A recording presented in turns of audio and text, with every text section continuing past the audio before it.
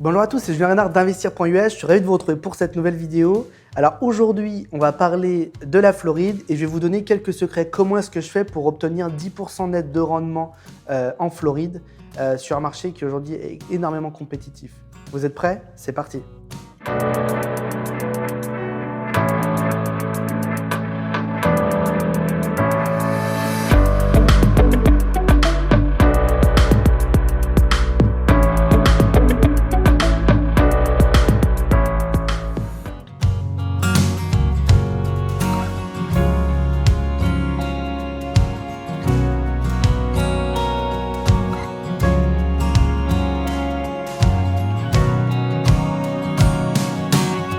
Donc comme je vous disais, dans cette vidéo, je vais vous expliquer comment est-ce que je fais pour obtenir 10% net de rendement sur les propriétés que l'on gère pour nos clients, notamment français.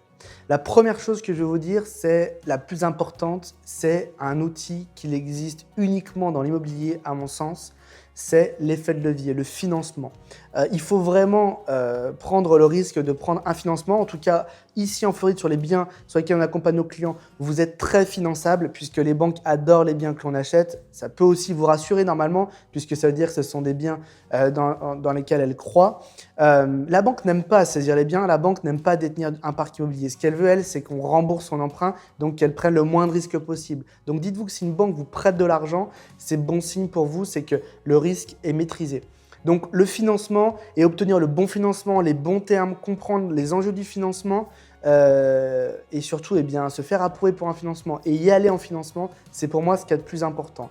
Le crédit hypothécaire va vraiment vous permettre de créer de la richesse. C'est en créant de la dette que vous créez de la richesse. Il faut avoir conscience de ça. Je sais que le rapport au crédit en France, en Europe est différent de ce qu'on a aux États-Unis. De mon expérience et de l'évolution que j'ai eue aux États-Unis, j'ai notamment pu développer mon patrimoine à titre personnel et développer celui de mes clients, notamment grâce à la dette, grâce au crédit hypothécaire.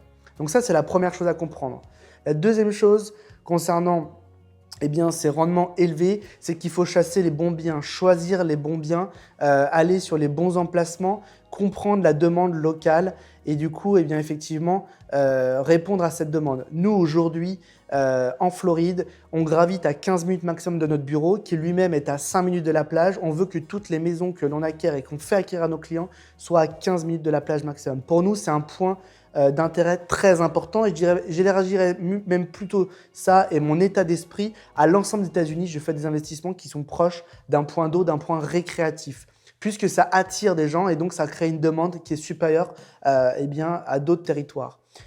Donc la première chose, c'est cette histoire d'emplacement et ensuite, c'est bien sûr la nature du bien, l'actif que l'on va acquérir. Aujourd'hui, acquérir un bien, une maison, une belle maison, mais qui n'a pas de piscine pour faire de la location court terme en Floride, sur notre county, sur le Charlotte County, c'est un problème. Vous allez peut-être être plein sur la saison forte, mais sur la saison basse, vous allez beaucoup plus pêcher pour trouver de locataires. Donc ça, c'est quelque chose que je ne recommanderais pas. En revanche, allez sur des biens qui sont plus cossus, sur des biens où vous allez pouvoir marquer la différence sur le listing, et finalement, vous pourrez peut-être vous y retrouver et avoir un rendement qui va être plus fort puisque les nuitées pourront être plus chères et pourront être aussi vendues en plus grande quantité. Il y aura une occupation qui potentiellement pourrait être plus grande. Il faut minimiser le risque. Donc c'est pour ça qu'il faut vraiment faire une analyse profonde. Moi, je l'ai faite, je sais exactement ce que l'on chasse pour nos clients.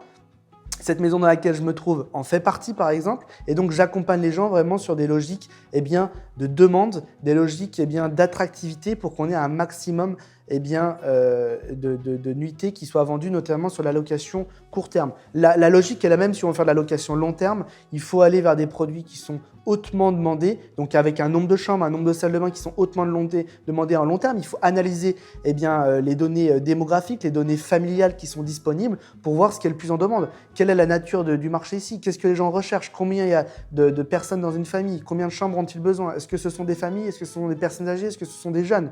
Voilà, ça c'est très important de l'analyser pour avoir le bon produit. En l'occurrence, nous aujourd'hui sur la location, sur notre recherche de 10% de cible, de 10% de rendement net, on va sur la location court terme sur des biens très spécifiques, 3 chambres, 2 salles de bain, une piscine, sur des biens qui sont dits haut de gamme, maximum à 15 minutes des plages. Sur des biens généralement aussi qui sont post-2000 pour avoir le moins de maintenance possible. C'est très important, la qualité de l'actif est également très importante. Comme je vous le disais, la partie de chasse du bien est très importante puisque c'est là que l'on met ses points de référence et ses spécifications qui doivent correspondre à ce que l'on veut faire avec l'actif en question. Dans la partie chasse, il y a également, bien sûr, limiter les dépenses futures. Taxe foncière, regardez la taxe foncière passée, dans quel district on se trouve, comment va évoluer la taxe. Également, regardez les assurances. Est-ce qu'on est dans une zone flooding, une zone hors flooding? C'est pour ça qu'également, il faut acheter des biens plutôt récents qui sont dans des normes techniques qui vont plaire plus aux assurances. Et puis globalement, ce que je veux vous dire, c'est qu'aujourd'hui, je gère une maison individuelle pour la location court terme comme je gère un hôtel. On est vraiment dans la création d'une expérience pour un guest. On est dans la volonté de créer une notoriété pour le bien en question, pour qu'on arrive à fidéliser des clients d'une année à une autre. Et ça, c'est vraiment possible sur notre région. On a des gens qui nous bookent les maisons d'une année à une autre et qui vont rester parfois dans nos maisons jusqu'à 3 mois. Notamment l'hiver, notre période de stay en moyenne est de 3 semaines à 1 mois. Donc vous voyez qu'on a vraiment volonté à créer de la fidélisation pour avoir des gens qui reviennent chaque année. On a également des nuitées qui augmentent avec la demande, puisqu'on a une demande qui est très forte. C'est notre objectif de créer vraiment une attractivité très forte. Ça passe également par l'ameublement. Vous voyez qu'ici, on est dans une maison qui a été meublée avec une grande qualité de meubles. On essaie de rester dans des budgets raisonnables tout en ayant des meubles qui soient attractifs. On a décidé de faire une maison ici sur un mobilier qui est très tendance aux États-Unis, qui est le mobilier mid-century contemporain. Ça veut dire qu'en gros, on est sur des mobiliers un peu vintage et effectivement, c'est ce que les gens apprécient. Donc, il y a cet aspect-là mobilier. Il y a également un aspect de créer des petits bonus. Dans cette maison, par exemple, on a une salle de gym personnelle.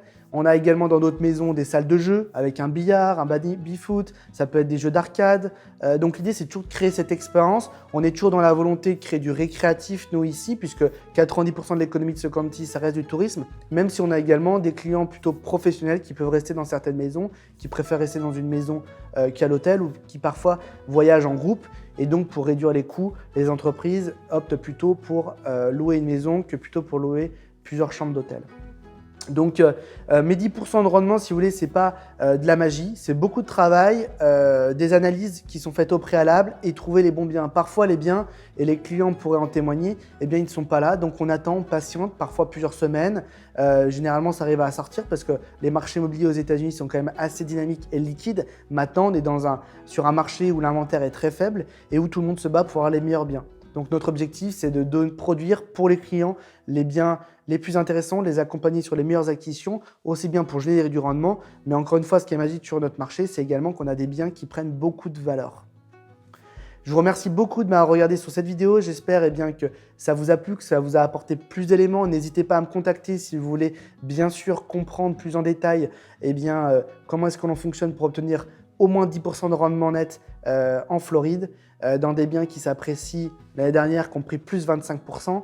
Je pourrais vous expliquer tout ça. On a beaucoup de documents également pour expliquer tout ça aux investisseurs francophones. Une seule adresse, contact@investir.us, le lien en description pour soumettre votre projet. N'hésitez pas à vous abonner, à partager la vidéo si vous pensez que ça peut plaire à vos amis ou à votre famille. Et puis je vous dis à bientôt. Bye bye.